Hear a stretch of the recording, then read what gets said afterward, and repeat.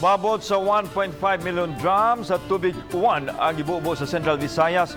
Sulod sa dulan duha ka semana hinungdan nga nasinati ang daghang landslide. Siluan mayroon din na adunay live report. May Yes, Lan, kini ang yanong pagpasabot nga gihatag sa pag-asa kung nganong nakasinati og dakong kadaot ang Central Visayas, samot na ang Eastern Visayas bisan pa man kun dili ingon niya nakakusog ang bagyong Agaton.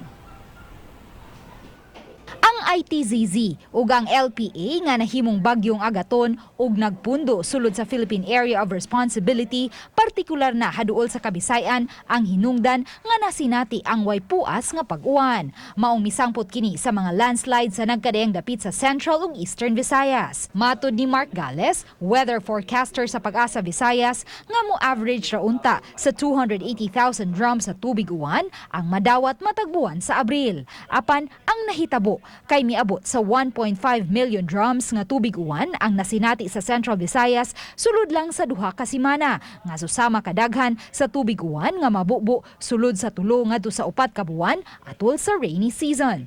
So pila na ta ka adlaw or almost 2 weeks sa tagi-uwan, and atong yuta is saturated na gyud. So katong time na ning develop pa gyud si Agaton into a tropical storm, and nag-persist pa gyud siya and almost seasonal dito sa bit sa may Leyte summer area. Sukad kagabi, mihinay na ang bagyong Agaton ug nahimo na lang kining usa ka low pressure area ug gikatakdang mogawa sa Philippine Area of Responsibility sa mosunod nga mga adlaw. So sa yung latest forecast track, si Agaton or si kaning low pressure area formerly Agaton is mag-anam nagpalayo sa itong nasod. Sa diyang birahaw na siya ni Typhoon Malakas, formerly Basyang. Lan sugod ug mga adlaw masinati na ang improved weather condition.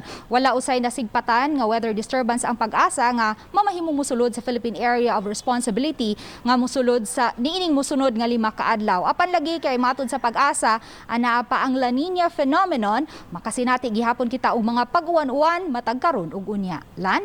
daghang salamat, Loan Mayrondina.